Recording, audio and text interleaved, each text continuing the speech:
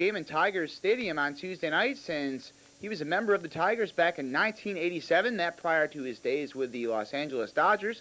On Tuesday, Kansas City is at Detroit. Top of the second, Carmelo Martinez with a double, and this would score Jim Eisenreich. Kansas City takes a 1-0 lead against Tigers starter Bill Gullickson. Then after an RBI hit by Terry Shumpert makes it 2-0. This is Brian McRae who would deliver this single up the middle, and this would score Kurt Stillwell and Terry Shumpert. Kansas City takes a 4-0 lead in the top of the second, but that would be the extent of the Royal offense on this Tuesday night. And the Tigers get 2 runs back in their half of the second. The score now 4-1. Milt Kyler at the plate. And Kyler with this infield single. A nice stop by Shumpert, but he can't get the throw off with any effect. And this would score Rob Deere to make it 4-2. Then in the top of the third, it would be Kyler in center field with a great defensive play as he takes away extra bases from Danny Tartable with this great sliding catch on the warning track. Another look at this play by Milt Kyler, the Tigers center fielder. In the bottom of the fourth, Tony Phillips at the plate. The score is now 4-3 Kansas City, and Phillips would deliver this single. This would score Andy Allenson to tie the game at 4 apiece. On the play, Kyler is thrown out at third base, but the game is tied at 4-all. And Phillips would go 3 for 4 this game for Detroit.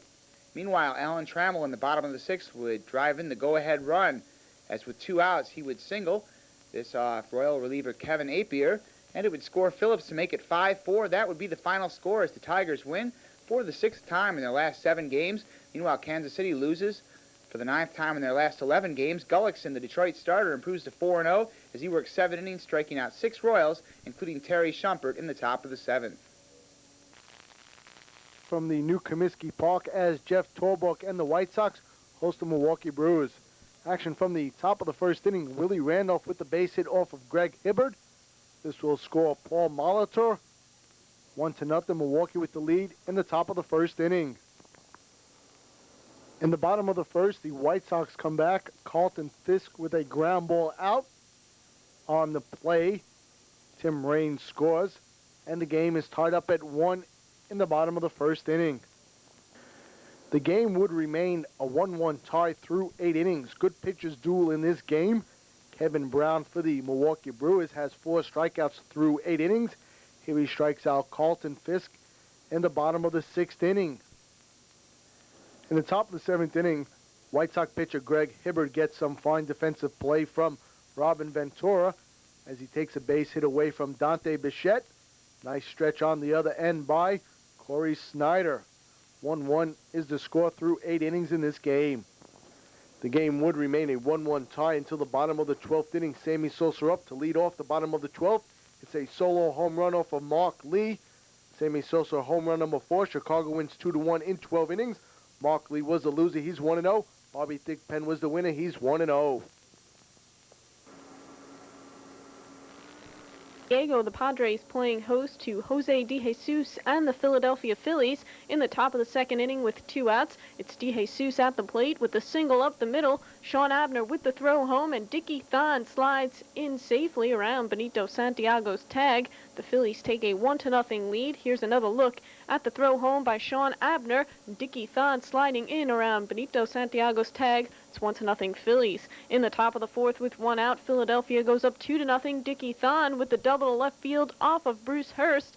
Ricky Jordan scores, and it's 2-0 Phillies. We move now to the top of the 5th. Runners on 1st and 2nd and 2 outs. Sean Abner comes up with this nice running catch for San Diego over his head, and he goes into the wall on Ricky Jordan's drive to left center field. In the bottom of the 5th, after Sean Abner doubled, nobody out, Bruce Hurst with a sacrifice bunt. Abner goes to 3rd, and Jose DeJesus with a throw to 3rd base. That's too high and too late for the tag. That opens it up for the Padres. With nobody out, still in the bottom of the 5th, Biff Roberts lines a single to left field. Abner scores. It's 2-1 Philadelphia. Roberts with RBI number 7 on the season. Tony Gwynn's RBI single tied it up at 2. And with 1 out now, Fred McGriff lines a single over Randy Reddy's head to right field. Bib Roberts scores to make it 3-2 San Diego. McGriff extending his hitting streak to 12 games. That's a career high. The Chicken helping out this little slugger who needs some more practice, and in the bottom of the 6th with one out, Bip Roberts, who went 3 for 5 at the plate, hits a single to center field off of Tommy Green. Darren Jackson scores to make it 4-2 Padres, RBI number 8 for Roberts.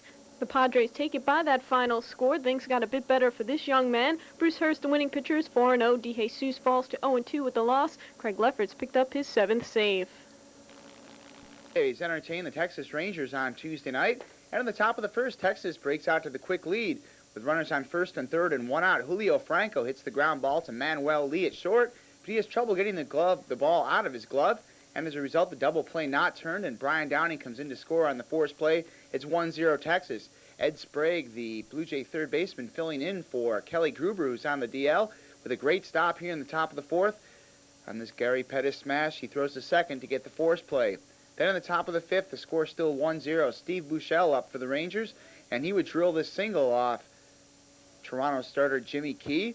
Ruben Sierra comes in to score to make it 2-0, and then as Devon White, the center fielder, has problems picking up the ball, his error enables Julio Franco to come in to score, and it's 3-0 Texas.